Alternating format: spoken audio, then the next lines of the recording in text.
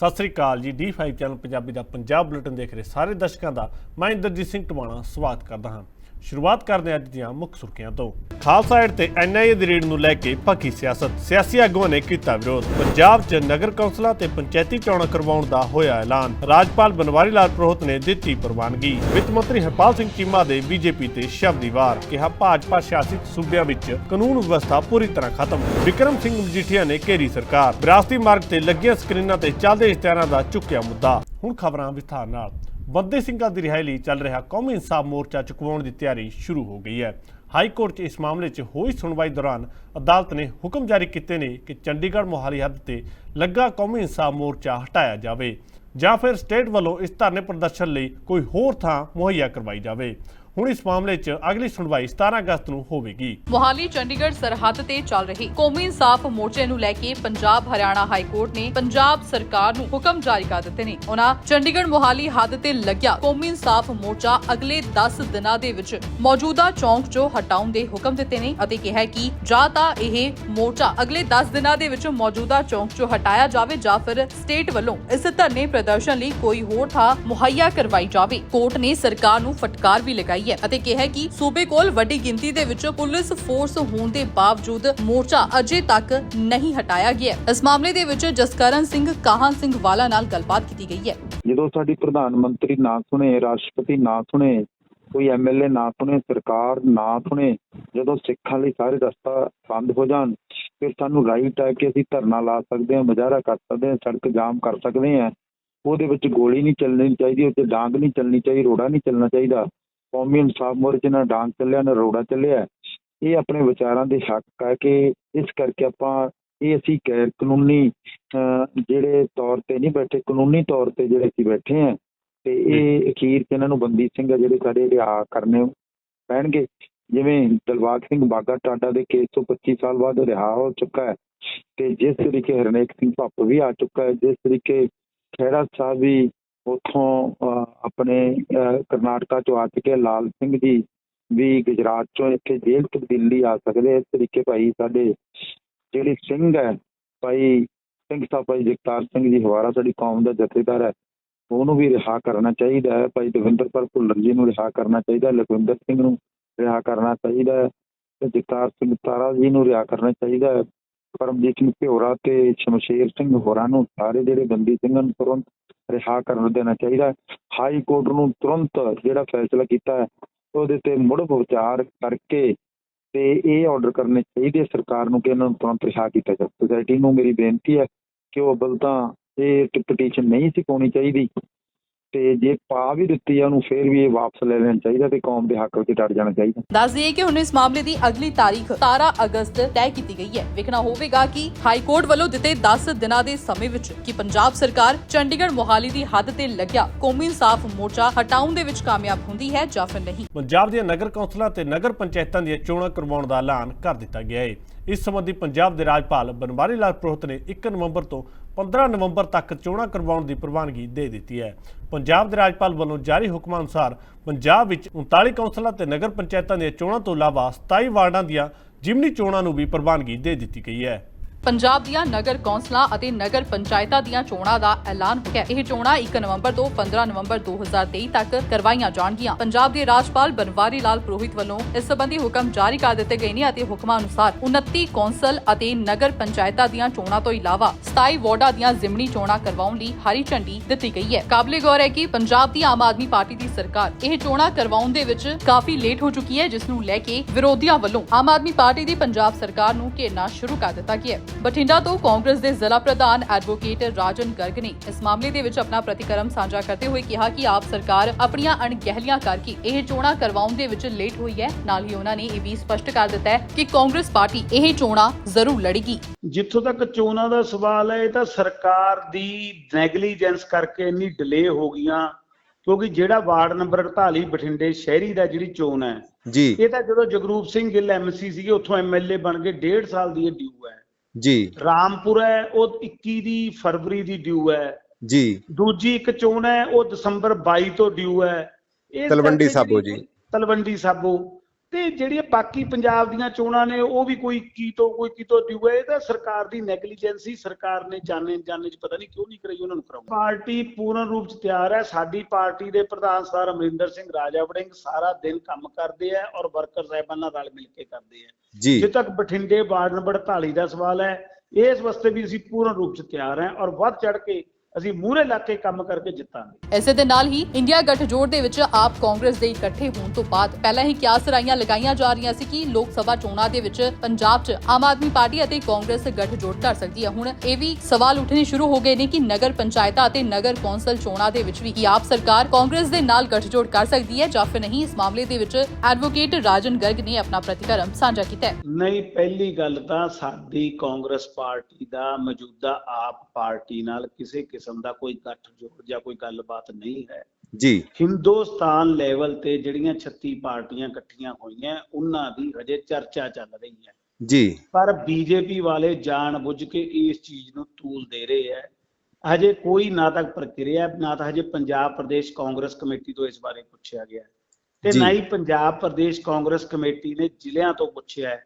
ਤੇ ਜਿਹੜੇ ਕੋਈ ਫੈਸਲੇ ਦਿੱਲੀ ਨੇ ਲੈਣੇ ਆ ਉਹਦੇ ਬਾਰੇ ਪੰਜਾਬ ਪ੍ਰਦੇਸ਼ ਹਮੇਸ਼ਾ ਕਹਿੰਦਾ ਰਿਹਾ ਵੀ ਇਸ ਨਾਲ ਫੈਸਲਾ ਸਾਡਾ ਸਹਿਮਤੀ ਨਹੀਂ ਹੈ ਰਾਜੀਨਾਮੇ ਕਰਨ ਦੀ, ਇਸ ਕਰਕੇ ਇਹ ਜਿਹਾ ਕੋਈ ਵਿਚਾਰ ਨਹੀਂ। ਦੱਸ ਦਈਏ ਕਿ ਜਲੰਧਰ ਜ਼ਿਲ੍ਹੇ ਦੇ ਵਿੱਚ ਗੁਰਾਇਆ, ਭੋਗਪੁਰ, ਬਿਲਗਾ, ਸ਼ਾਹਕੋਟ ਨਗਰ ਕੌਂਸਲਾਂ ਦੀਆਂ ਚੋਣਾਂ ਹੋਣਗੀਆਂ। ਕਪੂਰਥਲਾ ਦੇ ਵਿੱਚ ਬੈਗੋਵਾਲ, ਭੁਲੱਥ, ਢਿਲਵਾਂ, ਨਟਾਲਾ ਅਤੇ ਲੁਧਿਆਣਾ ਦੇ ਵਿੱਚ ਮੁੱਲਾਪੁਰ ਦਾਖਾ, ਸਾਨੇਵਾਲ, ਮਾਛੀਵਾੜਾ, ਮਲੌਟ ਦੇ ਵਿੱਚ ਨਗਰ ਕੌਂਸਲ ਦੀਆਂ ਚੋਣਾਂ ਹੋਣਗੀਆਂ। ਇਸੇ ਤਰ੍ਹਾਂ ਬਠਿੰਡਾ, ਅੰਮ੍ਰਿਤਸਰ, ਤਰਨਤਾਰਨ, ਗੁਰਦਾਸਪੁਰ, ਫਤਿਹਗੜ੍ਹ ਸਾਹਿਬ, ਫਿਰੋਜ਼ਪੁਰ, ਫਰੀਦਕੋਟ, ਪਟਿਆਲਾ, ਸੰਗਰੂਰ, ਮਲੇਰਕੋਟਲਾ, ਐਸਏਐਸ ਨਗਰ, ਇਹਨਾਂ ਵਿੱਚ ਵੀ ਜ਼ਮਨੀ ਚੋਣਾਂ ਹੋਣਗੀਆਂ। ਖਾਲਸਾ ਏਡ ਸੰਸਥਾ ਤੇ ਕੀਤੀ ਗਈ ਐਨਆਈ ਦੀ ਰੇਡ ਨੇ ਸੂਬੇ ਦੀ ਸਿਆਸਤ ਪੂਰੀ ਤਰ੍ਹਾਂ ਭਖਾ ਦਿੱਤੀ ਹੈ। ਸ਼੍ਰੋਮਣੀ ਅਕਾਲੀ ਦਲ ਦੇ ਸੀਨੀਅਰ ਆਗੂ ਬਿਕਰਮ ਮਜੀਠੀਆ ਨੇ ਇਸ ਕਾਰਵਾਈ ਦੀ ਨਿਖੇਧੀ ਕੀਤੀ ਹੈ। ਉਹਨਾਂ ਐਨਆਈ ਦੀ ਰੇਡ ਤੇ ਕਿਹਾ ਹੈ ਕਿ ਮੈਨੂੰ ਲੱਗਦਾ ਹੈ ਕਿ ਸਿੱਖ ਭਾਈਚਾਰੇ ਨੂੰ ਟਾਰਗੇਟ ਕਰਨ ਦੀ ਕੋਸ਼ਿਸ਼ ਕੀਤੀ ਜਾ ਰਹੀ ਹੈ। ਇਸ ਤੋਂ ਇਲਾਵਾ ਉਹਨਾਂ ਦਲਿਤ ਵਰਗ ਦੇ ਡਿਪਟੀ ਸੀਐਮ ਬਣਾਏ ਜਾਣ ਤੇ ਮੁੱਦੇ ਤੇ ਸਰਕਾਰ ਨੂੰ ਘੇਰਿਆ ਹੈ। ਖਾਲਿਸਤਾਨੀ ਕਨੈਕਸ਼ਨਾਂ ਨੂੰ ਲੈ ਕੇ ਬੀਤੇ ਦਿਨੀ ਐਨਆਈਏ ਨੇ ਪੰਜਾਬ ਦੇ ਵੱਖੋ-ਵੱਖ ਸ਼ਹਿਰਾਂ ਦੇ ਵਿੱਚ ਰੇਡ ਮਾਰੀ ਸੀ ਅਤੇ ਇੱਕ ਟੀਮ ਪਟਿਆਲਾ ਵਿਖੇ ਵੀ ਪਹੁੰਚੀ ਸੀ, ਜਿੱਥੇ ਖਾਲਸਾ ਏਡ ਦੇ ਮੈਂਬਰ ਅਮਰਪ੍ਰੀਤ ਸਿੰਘ ਦੇ ਘਰ ਅਤੇ ਗੋਦਾਮ ਦੇ ਵਿੱਚ ਛਾਪਾ ਮਾਰਿਆ ਗਿਆ ਸੀ। ਇਸ ਮਾਮਲੇ ਤੇ ਹੁਣ ਸਿਆਸਤ ਭਖਦੀ ਹੋਈ ਵਿਖਾਈ ਦੇ ਰਹੀ ਹੈ। ਸ਼੍ਰੋਮਣੀ ਅਕਾਲੀ ਦਲ ਦੇ ਸੀਨੀਅਰ ਲੀਡਰ ਬਿਕਰਮ ਸਿੰਘ ਮਜੀਠੀਆ ਨੇ ਐਨਆਈਏ ਵੱਲੋਂ ਕੀਤੀ ਗਈ ਇਸ ਰੇਡ ਤੇ ਨਾਰਾਜ਼ਗੀ ਜ਼ਾਹਰ ਕੀਤੀ ਅਤੇ ਕਿਹਾ ਕਿ ਸਿੱਖ ਭਾਈਚਾਰੇ ਨੂੰ ਟਾਰਗੇਟ ਕਰਨ ਦੀਆਂ ਕੋਸ਼ਿਸ਼ਾਂ ਕੀਤੀਆਂ ਜਾ ਰਹੀਆਂ ਨੇ। ਉਹਨਾਂ ਕਿਹਾ ਕਿ ਜੇਕਰ ਕੋਈ ਗਲਤ ਹੈ ਤਾਂ ਅਸੀਂ ਉਸ ਦੀ ਮਦਦ ਨਹੀਂ ਕਰਾਂਗੇ, ਪਰ ਖਾਲਸਾ ਏਡ ਵਰਗੀਆਂ ਸੰਸਥਾਵਾਂ ਨੇ ਕਰੋਨਾ ਕਾਲ ਸਮੇਂ ਵੀ ਦੇਸ਼ ਦੀ ਮਦਦ ਕੀਤੀ ਜਦੋਂ ਮੁਸ਼ਕਲਾਂ ਆਈਆਂ ਸਨ ਅਤੇ ਇਸ ਸੰਸਥਾ ਨੇ ਅੱਗੇ ਵੱਧ ਕੇ ਲੋਕਾਂ ਦੀ ਮਦਦ ਕੀਤੀ ਸੀ। ਵੱਖ-ਵੱਖ ਥਾਵਾਂ ਤੇ ਜੋ ਐਨਆਈਏ ਦੀ ਰੇਡਸ ਹੋਈਆਂ ਨੇ, ਕਿਥੇ ਨਾ ਕਿਥੇ ਸਾਰੇ ਦੇਸ਼ ਤੋਂ ਸਭ ਤੋਂ ਵੱਧ ਰੇਡਸ ਹੋ ਰਹੀਆਂ ਨੇ ਪੰਜਾਬ 'ਚ। ਮੈਨੂੰ ਇਹ ਮਹਿਸੂਸ ਹੋ ਰਿਹਾ ਔਰ ਵੱਡੀ ਗਿਣਤੀ 'ਚ ਪੰਜਾਬੀਆਂ ਨੂੰ ਇਹ ਮਹਿਸੂਸ ਹੋ ਰਿਹਾ ਕਿ ਕਿਤੇ ਨਾ ਕਿਤੇ ਇਹ ਸਿੱਖ ਭਾਈਚਾਰੇ ਨੂੰ ਟਾਰਗੇਟ ਕਰਨ ਲਈ ਤਾਂ ਨਹੀਂ ਕੀਤੀਆਂ ਜਾ ਰਹੀਆਂ। ਹਾਂ, ਕੋਈ ਗਲਤ ਹੈ, ਅਸੀਂ ਉਹਦੀ ਮਦਦ ਨਹੀਂ ਕਰਦੇ, ਮਗਰ ਖਾਲਸਾ ਏਡ ਸੰਸਥਾ ਨੂੰ, ਹੋਰਾਂ ਨੂੰ ਟਾਰਗੇਟ ਕਰਨਾ, ਜਿਨ੍ਹਾਂ ਨੇ ਕਰੋਨਾ ਵੇਲੇ ਹੋਰ ਜਦੋਂ ਆਫਤਾਂ ਆਈਆਂ ਨੇ, ਮੁਸ਼ਕਲਾਂ ਆਈਆਂ ਨੇ, ਉਹਨਾਂ ਨੇ ਆਪਦੀਆਂ ਸੇਵਾਵਾਂ ਨਿਭਾਈਆਂ ਨੇ। ਇਸ ਲਈ ਇਹ ਇੰਪ੍ਰੈਸ਼ਨ ਨਾ ਜਾਵੇ ਕਿ this is targeted to one community, ਜੋ ਇੱਕ ਇਸੇ ਦੇ ਨਾਲ ਹੀ ਆਮ ਆਦਮੀ ਪਾਰਟੀ ਦੇ ਵੱਲੋਂ ਜੋ ਕੁਝ ਸਮੇਂ ਪਹਿਲਾਂ ਇਹ ਐਲਾਨ ਕੀਤਾ ਗਿਆ ਸੀ ਕਿ ਦਲਿਤ ਭਾਈਚਾਰੇ ਦੇ ਵਿੱਚੋਂ ਹੀ ਉਪ ਮੁੱਖ ਮੰਤਰੀ ਬਣਾਇਆ ਜਾਵੇਗਾ। ਇਸ ਮਾਮਲੇ ਤੇ ਮਜੀਠੀਆ ਨੇ ਕਿਹਾ ਕਿ ਨਾਭਾ ਤੋਂ ਵਿਧਾਇਕ ਗੁਰਦੇਵ ਸਿੰਘ ਦੇਵਮਾਨ ਡਿਪਟੀ ਸੀਐਮ ਦੇ ਵਧੀਆ ਕੈਂਡੀਡੇਟ ਹੈ। ਮੇਰਾ ਆਮ ਆਦਮੀ ਪਾਰਟੀ ਨੂੰ ਸਵਾਲ ਹੈ, ਭਾਈ ਤੁਸੀਂ ਤਾਂ ਕਹਿੰਦੇ ਸੀ ਤੁਸੀਂ ਤਾਂ ਡਿਪਟੀ ਸੀਐਮ ਬਣਾਉਣਾ ਸੀ ਦਲਿਤ ਭਾਈਚਾਰੇ ਤੋਂ, ਤੇ ਦੇਵਮਾਨ ਨੇ ਕਹਿਤਾ, ਜਿਹੜਾ ਇਹਨਾਂ ਦਾ ਨਾਭੇ ਦਾ ਐਮਐਲਏ, ਕਿ ਮੈਂ ਡਿਪਟੀ ਸੀਐਮ ਦਾ ਸਭ ਤੋਂ ਹੋਣਹਾਰ ਕੈਂਡੀਡੇਟ ਹਾਂ। ਮੈਂ ਵੀ ਮੰਨਦਾ ਹੈ, ਕਿਉਂਕਿ ਜਿਹੜੀਆਂ ਖੂਬੀਆਂ ਉਹਨਾਂ 'ਚ ਹੈ, ਜਿਹੜੀ ਸਿਆਣਪ ਉਹਨਾਂ 'ਚ ਹੈ, ਉਹ ਕਈਆਂ 'ਚ ਨਹੀਂ ਵੇਖਣ ਨੂੰ ਮਿਲਦੀ। ਤੇ ਉਹਨੇ ਇੰਨੀ ਗੱਲ ਕਹਿਤੀ ਤੇ ਇਹ ਕੇਜਰੀਵਾਲ ਸਾਹਿਬ ਤੇ ਭਗਵੰਤ ਮਾਨ ਕਹਿੰਦੇ ਅਸੀਂ ਤਾਂ ਬਣਾਵਾਂਗੇ ਡਿਪਟੀ ਸੀਐਮ ਐਸਸੀ ਭਾਈਚਾਰੇ ਤੋਂ, ਤੇ ਉਹਦੀ ਮੰਗ ਰੱਖਣ ਲਈ ਆਪਦੀ ਕਾਬਲੀਅਤ ਦੱਸਣ ਤੇ ਦੇਵਮਾਨ ਨੂੰ ਕੁੰਜੇ ਲਾਤਾ। ਅੱਜ ਐਡੀ ਵੱਡੀ ਖਬਰ ਲੱਗੀ ਹੈ ਕਿ ਉਹਨੂੰ ਡਿਸਟ੍ਰਿਕਟ ਪਲੈਨਿੰਗ ਕਮੇਟੀ ਦੀ ਮੀਟਿੰਗਾਂ ਤੋਂ ਡੀਸੀ ਨੇ ਬੁਲਾਉਣਾ ਛੱਡਤਾ ਹੈ, ਉਹਨੂੰ ਸੀਐਮ ਨੇ ਬੁਲਾਉਣਾ ਛੱਡਤਾ ਹੈ। ਤੇ ਕਈ ਭਾਈ ਕੀ ਇਹ ਤੁਹਾਡੀ ਮਾਨਸਿਕਤਾ ਦਲਿਤ ਭਾਈਚਾਰਿਆਂ ਪ੍ਰਤੀ? ਇਹ ਤੋਂ ਪਰਦਾ ਸਪਸ਼ਟ ਇਹਨਾਂ ਦੀ ਝੂਠ ਬੋਲਣ ਦੀ ਜਿਹੜੀ ਪਾਲਿਸੀ ਉਹ ਤੋਂ ਉੱਠਦਾ। ਨਾ ਦਿੱਲੀ 'ਚ ਕੋਈ ਬਣਾਇਆ ਡਿਪਟੀ ਸੀਐਮ, ਨਾ ਪੰਜਾਬ 'ਚ ਬਣਾਇਆ।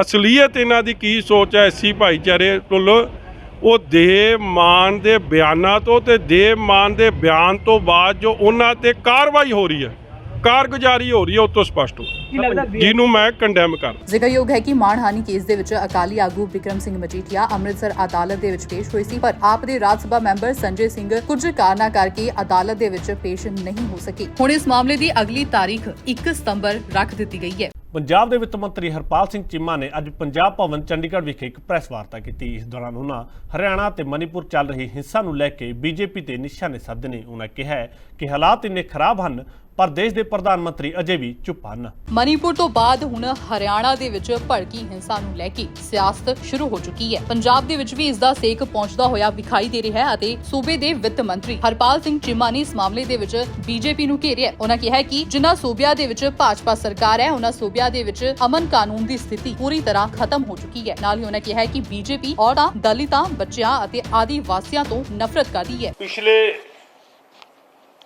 ਕਈ ਮਹੀਨਿਆਂ ਤੋਂ ਦੇਸ਼ ਦੇ ਅੰਦਰ ਜਿੱਥੇ-ਜਿੱਥੇ ਭਾਰਤੀ ਜਨਤਾ ਪਾਰਟੀ ਦੀਆਂ ਸਰਕਾਰਾਂ ਨੇਗੀਆਂ, ਜਿਹੜੇ ਸੂਬਿਆਂ ਦੇ ਅੰਦਰ ਬੀਜੇਪੀ ਦੀਆਂ ਸਰਕਾਰਾਂ ਨੇਗੀਆਂ, ਭਾਰਤੀ ਜਨਤਾ ਪਾਰਟੀ ਦੀਆਂ ਸਰਕਾਰਾਂ ਨੇ, ਉੱਥੇ ਕਿਸ ਤਰ੍ਹਾਂ ਔਰਤਾਂ ਦੇ ਉੱਤੇ, ਬੱਚਿਆਂ ਦੇ ਉੱਤੇ, ਆਦੀਵਾਸੀ ਲੋਕਾਂ ਦੇ ਉੱਤੇ, ਦਲਿਤਾਂ ਦੇ ਉੱਤੇ ਅਤਿਆਚਾਰ ਹੋ ਰਹੇ ਨੇਗੇ। ਮੈਂ ਸਮਝਦਾ ਅੱਜ ਭਾਰਤ ਨੂੰ ਦੇਸ਼ ਦੇ ਪ੍ਰਧਾਨ ਮੰਤਰੀ ਦੇ ਕਾਰਨ, ਬੀਜੇਪੀ ਦੇ ਕਾਰਨ ਪੂਰੀ ਦੁਨੀਆ ਦੇ ਅੰਦਰ ਸ਼ਰਮਸਾਰ ਹੋਣਾ ਪੈ ਰਿਹਾ ਹੈਗਾ। ਇਹ ਪੂਰੇ ਸੰਸਾਰ ਦੇ ਅੰਦਰ ਭਾਰਤ ਦਾ ਨਕਸ਼ਾ ਜਿਹੜਾ ਕਿਸ ਤਰ੍ਹਾਂ ਦਾ ਮਾੜਾ ਨਕਸ਼ਾ ਜਿਹੜਾ ਬੀਜੇਪੀ ਪੇਸ਼ ਕਰ ਰਹੀ ਆ, ਦੇਸ਼ ਦੇ ਪ੍ਰਧਾਨ ਮੰਤਰੀ ਸਾਹਿਬ ਪੇਸ਼ ਕਰ ਰਹੇ ਨੇਗੇ ਕਿ ਕਿਸ ਤਰ੍ਹਾਂ ਇੱਕ ਸ਼ਬਦ ਤੱਕ ਜਿਹੜਾ ਹੈਗਾ ਪ੍ਰਧਾਨ ਮੰਤਰੀ ਸਾਹਿਬ ਨੇ ਅੱਜ ਤੱਕ ਨਹੀਂ ਬੋਲਿਆ, ਜਦ ਕਿ ਦੇਸ਼ ਦੇ ਜਿੰਨੇ ਵੀ ਚੁਣੇ ਹੋਏ ਲੋਕ ਨੇਗੇ, ਦੇਸ਼ ਦੀ ਚਾਹੇ ਪਾਰਲੀਮੈਂਟ ਦੇ ਅੰਦਰ, ਲੋਕ ਸਭਾ ਦੇ ਅੰਦਰ, ਰਾਜ ਸਭਾ ਦੇ ਅੰਦਰ, ਕਈ ਵਾਰ ਜਿੱਥੇ ਘਟਨਾਵਾਂ ਹੋ ਰਹੀਆਂ ਨੇਗੀਆਂ ਉਹਨਾਂ ਸਾਰੇ ਵਿਸ਼ਿਆਂ ਤੇ ਚਰਚਾ ਕਰਨ ਦੇ ਲਈ ਕਈ ਵਾਰ ਨੋਟਿਸ ਜਾਰੀ ਹੋ ਚੁੱਕੇ ਨੇਗੇ। ਹਰਿਆਣੇ ਦੇ ਅੰਦਰ ਲਗਭਗ 100 ਦੇ ਕਰੀਬ, 70 ਤੋਂ ਉੱਪਰ 100 ਦੇ ਕਰੀਬ ਜਿਹੜੇ ਲੋਕ ਨੇ ਉਹ ਜ਼ਖਮੀ ਹੋ ਗਏ ਔਰ 6 ਤੋਂ ਵੱਧ ਮੌਤਾਂ ਹੋ ਚੁੱਕੀਆਂ ਨੇਗੀਆਂ। ਪਰ ਮੈਂ ਸਮਝਦਾ ਅੱਜ ਬੀਜੇਪੀ ਜਿਹੜੀ ਆ ਉਹ ਜਸ਼ਨਾਂ 'ਚ ਡੁੱਬੀ ਬੈਠੀ ਆ। ਅੱਜ ਉਹ ਹਰਿਆਣੇ ਦੇ ਅੰਦਰ ਹਿੰਸਾ ਰੋਕਣ ਦੇ ਲਈ ਨਾਕਾਮ ਆ, ਫੇਲ ਆ ਬੁਰੀ ਤਰ੍ਹਾਂ। ਹਰਿਆਣਾ ਸਰਕਾਰ, ਮੈਂ ਦੁਬਾਰਾ ਕਹਿ ਰਿਹਾ ਕਿ ਜਿੱਥੇ ਬੀਜੇਪੀ ਦੀਆਂ ਸਰਕਾਰਾਂ ਨੇਗੀਆਂ ਉਹਨਾਂ ਸਾਰੇ ਸੂਬਿਆਂ ਦੇ ਅੰਦਰ ਅੱਜ ਕਤਲੋ ਗਾਰਦ ਵਾਲਾ ਮਾਹੌਲ ਬਣਿਆ ਹੋਇਆ ਹੈਗਾ, ਲੜਾਈ ਝਗੜੇ ਵਾਲਾ ਮਾਹੌਲ ਬਣਿਆ ਹੋਇਆ, ਖੂਨ ਖਰਾਬੇ ਵਾਲਾ ਮਾਹੌਲ ਬਣਿਆ ਹੋਇਆ ਹੈਗਾ। ਬੀਜੇਪੀ ਜਿਹੜੀ ਆ ਉਹ ਘੱਟਗਿਣਤੀਆਂ ਨੂੰ ਨਫ਼ਰਤ ਕਰਦੀ ਆ, ਬੀਜੇਪੀ ਜਿਹੜੀ ਆ ਉਹ ਆਦੀਵਾਸੀਆਂ ਨੂੰ ਨਫ਼ਰਤ ਕਰਦੀ ਹੈ, ਬੀਜੇਪੀ ਜਿਹੜੀ ਆ ਉਹ ਦਲਿਤਾਂ ਨੂੰ ਨਫ਼ਰਤ ਕਰਦੀ ਹੈ, ਬੀਜੇਪੀ ਜਿਹੜੀ ਆ ਉਹ ਔਰਤਾਂ ਨੂੰ ਨਫ਼ਰਤ ਕਰਦੀ ਹੈ, ਬੀਜੇਪੀ ਜਿਹੜੀ ਆ ਉਹ ਬੱਚਿਆਂ ਨੂੰ ਨਫ਼ਰਤ ਕਰਦੀ ਹੈ। ਤਾਂ ਹੀ ਜਿਹੜਾ ਹੈਗਾ ਦੇਸ਼ ਦੇ ਪ੍ਰਧਾਨ ਮੰਤਰੀ ਸਾਹਿਬ ਇੰਨੇ ਲੰਬੇ ਅਰਸੇ ਤੋਂ ਉਹਨਾਂ ਨੇ ਚੁੱਪੀ ਜਿਹੜੀ ਆ ਉਹ ਉਤਾਰੀ ਹੋਈ ਆ। ਇਹਨਾਂ ਸਾਰੇ ਰਾਜਾਂ ਤੋਂ ਇੱਥੋਂ ਸਪਸ਼ਟ ਹੁੰਦਾ ਹੈਗਾ ਕਿ ਜਿੱਥੇ ਵੀ ਬੀਜੇਪੀ ਦੀ ਸਰਕਾਰ ਆ, ਜਿਨ੍ਹਾਂ ਸੂਬਿਆਂ ਦੇ ਅੰਦਰ ਬੀਜੇਪੀ ਦੀ ਸਰਕਾਰ ਆ, ਉੱਥੇ law and order the position ਕਿੰਨੀ ਮਾੜੀ ਆ। ਉੱਥੇ law and order the position ਮੈਂ ਸਮਝਦਾ ਖਤਮ ਹੋ ਚੁੱਕੀ ਆ। ਕਾਨੂੰਨ ਨਾਂ ਦੀ ਚੀਜ਼ ਹੈ ਨਹੀਂ, ਕਾਨੂੰਨ ਉਹਨਾਂ ਸੂਬਿਆਂ 'ਚੋਂ ਖਤਮ ਹੋ ਚੁੱਕਿਆ। ਕਾਬਲੇ ਗੌਰ ਹੈ ਕਿ ਮਨੀਪੁਰ ਦੇ ਵਿੱਚ ਦੋ ਭਾਈਚਾਰਿਆਂ ਵਿਚਕਾਰ ਭੜਕੀ ਹਿੰਸਾ ਅਜੇ ਤੱਕ ਖਤਮ ਨਹੀਂ ਹੋਈ ਸੀ ਕਿ ਹੁਣ ਹਰਿਆਣਾ ਦੇ ਵਿੱਚ ਇੱਕ ਸ਼ੋਭਾ ਯਾਤਰਾ ਦੌਰਾਨ ਹਿੰਸਕ ਝੜਪ ਹੋਣ ਦਾ ਮਾਮਲਾ ਸਾਹਮਣੇ ਆ ਗਿਆ। ਇਸ ਮਾਮਲੇ ਦੇ ਵਿੱਚ ਮਾਹੌਲ ਸੂਬੇ ਦੇ ਵਿੱਚ ਕਾਫੀ ਜ਼ਿਆਦਾ ਤਣਾਅਪੂਰਨ ਬਣਿਆ ਹੋਇਆ ਅਤੇ ਹਰਿਆਣਾ ਸਰਕਾਰ ਨੇ ਸੂਬੇ ਦੇ ਵੱਖ-ਵੱਖ ਜ਼ਿਲ੍ਹਿਆਂ ਵਿੱਚ ਕਰਫਿਊ ਧਾਰਾ 144 ਲਾਗੂ ਕਰ ਦਿੱਤੀ ਗਈ ਹੈ। ਇੰਨਾ ਹੀ ਨਹੀਂ, ਤਣਾਅਪੂਰਨ ਇਲਾਕਿਆਂ ਦੇ ਵਿੱਚ ਮੁਅੱਤਲ ਕੀਤੀਆਂ ਗਈਆਂ ਇੰਟਰਨੈਟ ਅਤੇ SMS ਸੇਵਾਵਾਂ 5 ਅਗਸਤ ਤੱਕ ਵਧਾ ਦਿੱਤੀਆਂ ਗਈਆਂ ਨੇ। ਵੇਲਾ ਹੋ ਗਿਆ ਇੱਕ ਛੋਟੇ ਜਿਹੇ ਬ੍ਰੇਕ ਦਾ, ਮਿਲਦੇ ਹਾਂ ਬ੍ਰੇਕ ਤੋਂ ਬਾਅਦ।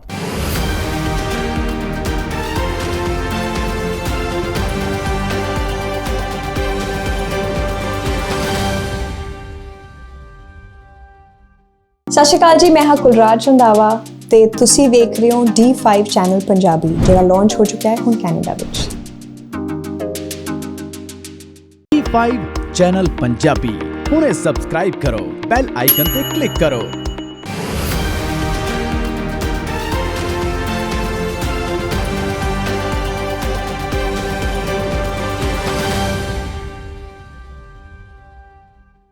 ਬ੍ਰੇਕ ਤੋਂ ਬਾਅਦ ਸਾਰਿਆਂ ਦਾ ਇੱਕ ਵਾਰ ਫਿਰ ਸਵਾਗਤ ਹੈ। ਵੱਧਦੇ ਹਾਂ ਅਗਲੀ ਖਬਰ ਵੱਲ।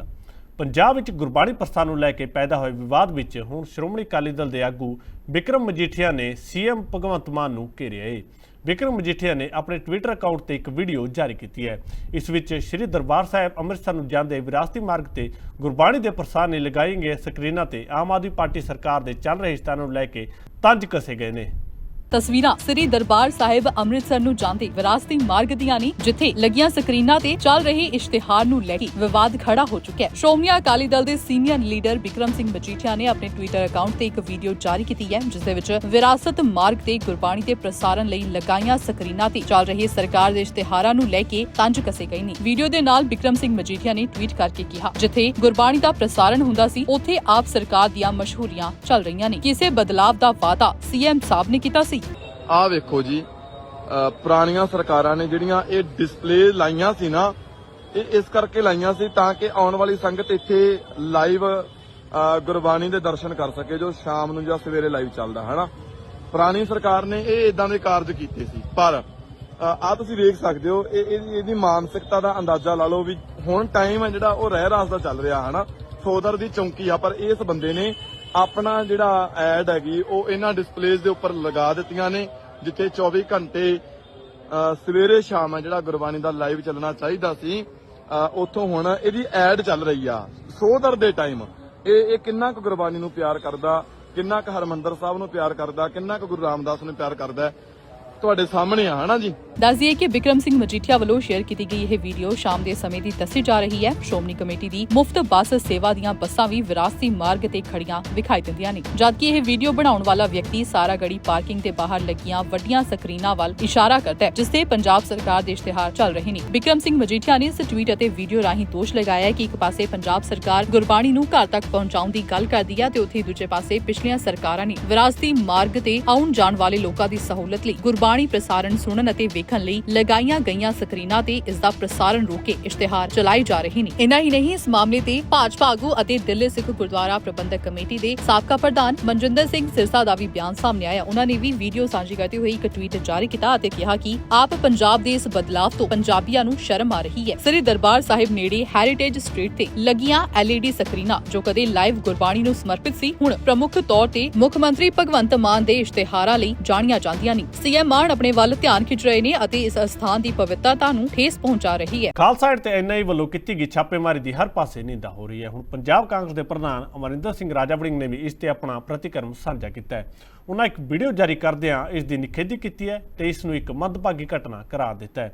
ਉਹਨਾਂ ਸਵਾਲ ਕੀਤਾ ਹੈ ਕਿ ਖਾਲਸਾ ਏਡ BJP ਨੂੰ ਚੁੱਭ ਕਿਉਂ ਰਹੀ ਹੈ। ਖਾਲਸਾ ਏਡ ਸੰਸਥਾ ਦੇ ਮੈਂਬਰ ਦੀ ਘਰ ਅਤੇ ਗੋਦਾਮ ਦੇ ਵਿੱਚ ਛਾਪੇਮਾਰੀ ਕਰਨਾ ਕੇਂਦਰੀ ਜਾਂਚ ਏਜੰਸੀ NIA ਨੂੰ ਭਾਰੀ ਪੈਂਦਾ ਹੋਇਆ ਵਿਖਾਈ ਦੇ ਰਿਹਾ ਹੈ। ਜਿੱਥੇ ਬੀਤੇ ਕੱਲ ਸੰਸਥਾ ਦੇ CEO ਰਵੀ ਸਿੰਘ ਖਾਲਸਾ ਨੇ ਇਸ ਦੀ ਨਿੰਦਾ ਕੀਤੀ ਸੀ, ਉੱਥੇ ਹੁਣ ਸਿਆਸੀ ਆਗੂ ਵੀ ਕੇਂਦਰੀ ਜਾਂਚ ਏਜੰਸੀ ਦੀ ਇਸ ਕਾਰਵਾਈ ਦਾ ਵਿਰੋਧ ਕਰ ਰਹੇ ਨੇ। ਪੰਜਾਬ ਕਾਂਗਰਸ ਦੇ ਪ੍ਰਧਾਨ ਅਮਰਿੰਦਰ ਸਿੰਘ ਰਾਜਾ ਵੜਿੰਗ ਨੇ ਵੀ ਆਪਣਾ ਬਿਆਨ ਜਾਰੀ ਕਰਦੇ ਹੋਏ NIA ਦੀ ਇਸ ਕਾਰਗੁਜ਼ਾਰੀ ਨੂੰ ਬੇਇਨਸਾਫੀ ਅਤੇ ਮੰਦਭਾਗਾ ਦੱਸਿਆ। ਵੀਡੀਓ ਦੇ ਨਾਲ ਇੱਕ ਟਵੀਟ ਜਾਰੀ ਕਰਦੇ ਹੋਏ ਰਾਜਾ ਵੜਿੰਗ ਨੇ ਕਿਹਾ ਕਿ ਸੰਸਾਰ ਭਰ ਦੇ ਵਿੱਚ ਸੰਕਟ ਦੀ ਸਥਿਤੀ ਸਮੇਂ ਮਾਨਵਤਾਵਾਦੀ ਸਹਾਇਤਾ ਪ੍ਰਦਾਨ ਕਰਨ ਵਾਲੀ ਸੰਸਥਾ ਨੂੰ ਛਾਪਿਆਂ ਦੇ ਨਾਲ ਜ਼ਲੀਲ ਕੀਤਾ ਜਾ ਰਿਹਾ ਹੈ। ਮੈਂ ਇਸ ਕਾਰਵਾਈ ਦੀ ਸਖਤ ਨਿਖੇਧੀ ਕਰਦਾ ਅਤੇ ਜਥੇਬੰਦੀ ਨਾਲ ਡਟ ਕੇ ਖੜਾ। ਸੋ ਕੱਲ ਜਿਹੜਾ NIA ਦੀ ਰੇਡ ਹੋਈ ਹੈ ਖਾਲਸਾ ਏਡ ਤੇ, ਉਹ ਬਹੁਤ ਹੀ ਮੈਂ ਸਮਝਦਾ ਕਿ ਮਦਭਾਗੀ ਘਟਨਾ ਹੈ ਔਰ ਬਿਨਾਂ ਕਿਸੇ ਗੱਲ ਤੋਂ, ਬਿਨਾਂ ਕਿਸੇ ਬਾਤ ਤੋਂ, ਕਿਉਂਕਿ ਖਾਲਸਾ ਏਡ ਨੇ ਹਮੇਸ਼ਾ ਦੀਨ ਦੁਖੀਆਂ ਦੀ ਮਦਦ ਕੀਤੀ ਹੈ। ਮੈਨੂੰ ਯਾਦ ਹੈ ਕਿ ਜਿਹੜਾ ਸਾਡਾ ਕਿਸਾਨ ਅੰਦੋਲਨ ਹੋਇਆ ਸੀ ਉਦੋਂ ਵੀ ਖਾਲਸਾ ਏਡ ਨੇ ਮੋਹਰੀ ਹੋ ਕੇ ਆਪਦਾ ਫਰਜ਼ ਅਦਾ ਕੀਤਾ ਸੀ, ਯਾਨੀ ਕਿ ਉਹ ਭੁੱਲਿਆ ਨਹੀਂ ਜਾ ਸਕਦਾ ਜੋ ਖਾਲਸਾ ਏਡ ਦੀ ਉਸ ਅੰਦੋਲਨ ਦੇ ਵਿੱਚ ਸ਼ਮੂਲੀਅਤ ਤੇ ਯੋਗਦਾਨ ਸੀਗਾ।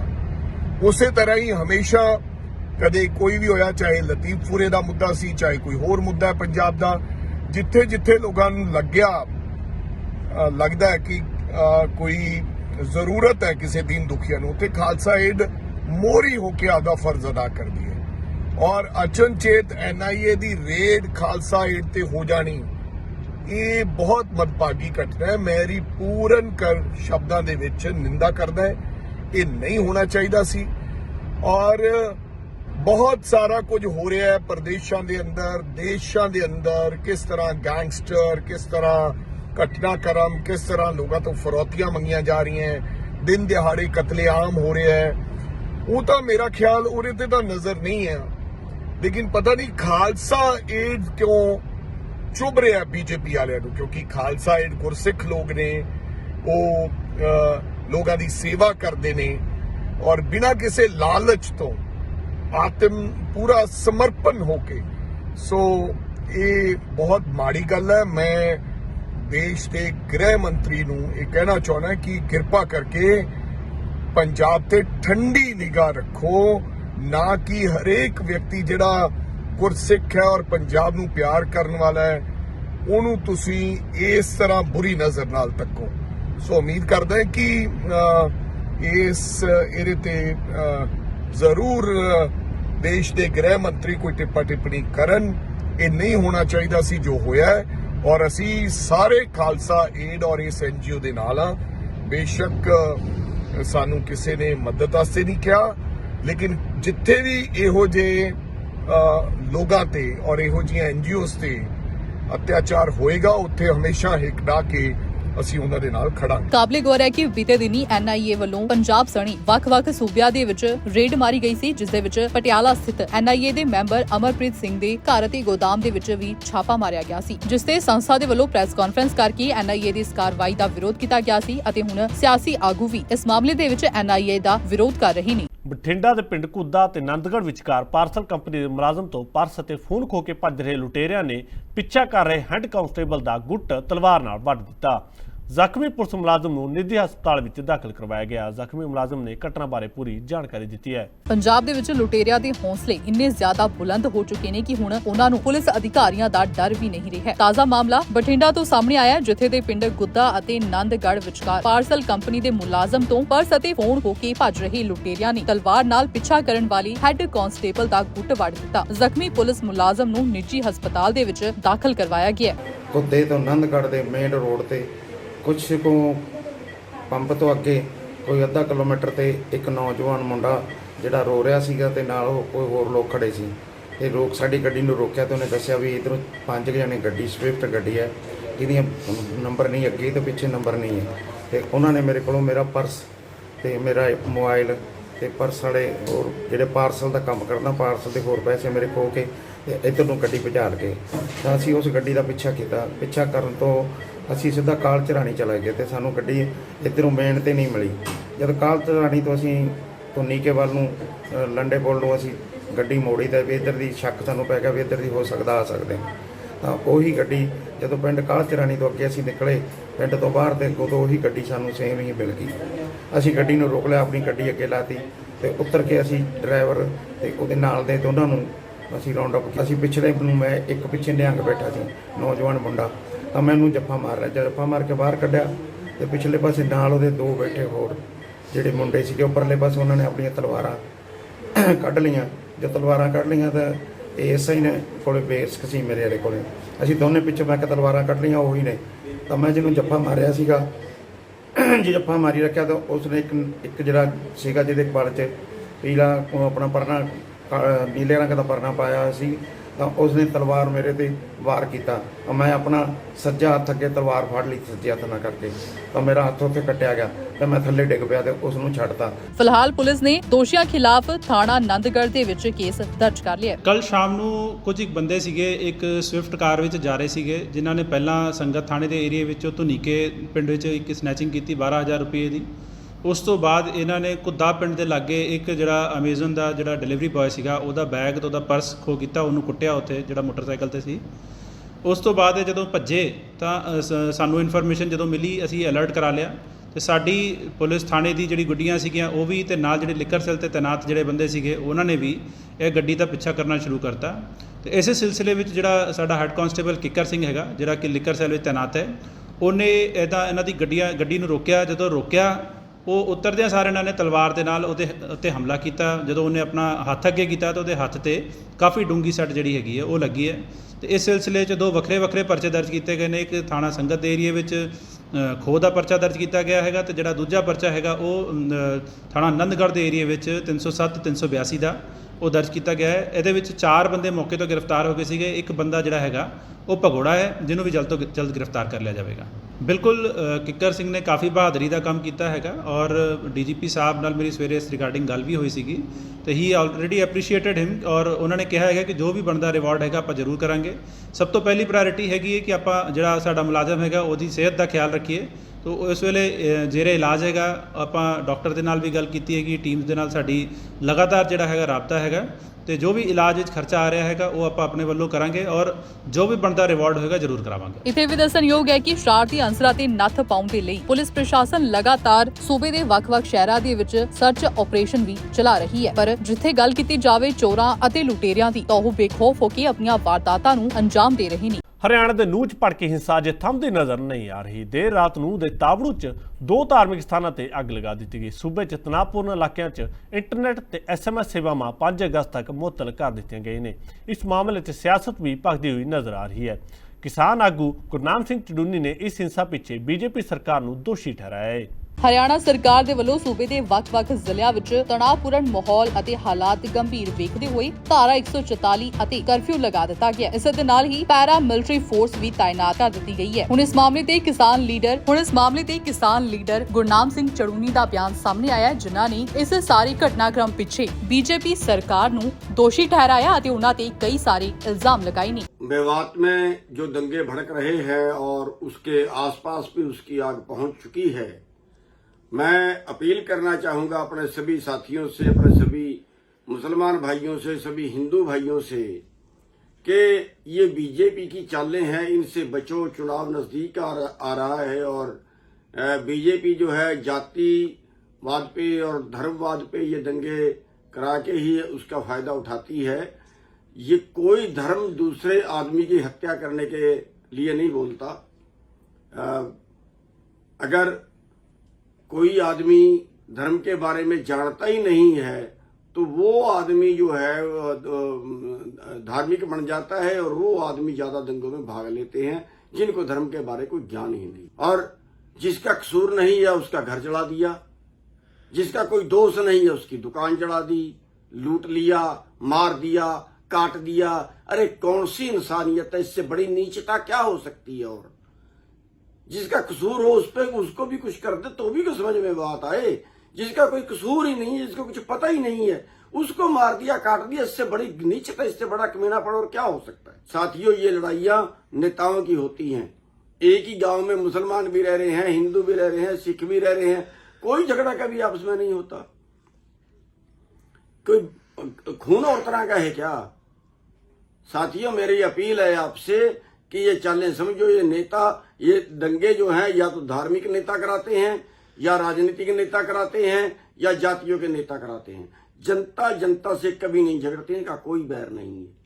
मेरी आपसे हाथ जोड़ के प्रार्थना है कि सब शांति बनाई रखें और एक दूसरे का सहयोग करें, एक दूसरे के ਮਦਦ ਕਰੇ। ਜ਼ਿਕਰਯੋਗ ਹੈ ਕਿ ਹਾਲਾਤ ਗੰਭੀਰ ਹੋਣ ਕਾਰਨ ਹਰਿਆਣਾ ਦੇ ਵੱਖ-ਵੱਖ ਸ਼ਹਿਰਾਂ ਵਿੱਚ ਮੁਅੱਤਲ ਕੀਤੀਆਂ ਇੰਟਰਨੈਟ ਸੇਵਾਵਾਂ 5 ਅਗਸਤ ਤੱਕ ਵਧਾ ਦਿੱਤੀਆਂ ਗਈਆਂ ਨੇ। ਹੁਣ 5 ਅਗਸਤ ਤੱਕ ਹਰਿਆਣਾ ਦੇ ਕੁਝ ਜ਼ਿਲ੍ਹਿਆਂ ਵਿੱਚ ਇੰਟਰਨੈਟ ਅਤੇ SMS ਸੇਵਾ ਬੰਦ ਰਹੇਗੀ। ਹਰਿਆਣਾ ਸਰਕਾਰ ਨੇ ਬੁੱਧਵਾਰ ਨੂੰ ਕਿਹਾ ਕਿ ਫਿਰਕੂ ਝੜਪਾਂ ਦੇ ਮੱਦੇਨਜ਼ਰ ਸ਼ਾਂਤੀ ਅਤੇ ਜਨਤਕ ਵਿਵਸਥਾ ਵਿੱਚ ਕਿਸੇ ਤਰ੍ਹਾਂ ਦੀ ਗੜਬੜੀ ਨੂੰ ਰੋਕਣ ਦੇ ਉਦੇਸ਼ ਨਾਲ ਨੂੰ ਅਤੇ ਸੂਬੇ ਦੇ ਕੁਝ ਹੋਰ ਸਥਾਨਾਂ ਤੇ ਮੋਬਾਈਲ ਇੰਟਰਨੈਟ ਅਤੇ SMS ਸੇਵਾਵਾਂ 5 ਅਗਸਤ ਤੱਕ ਮੁਅੱਤਲ ਕਰ ਦਿੱਤੀਆਂ ਗਈਆਂ ਨੇ। ਜਾਂਦੇ ਇੱਕ ਵਾਰ ਫਿਰ ਨਜ਼ਰ ਮਾਰਦੇ ਅੱਜ ਦੀਆਂ ਮੁੱਖ ਸੁਰਖੀਆਂ ਤੇ।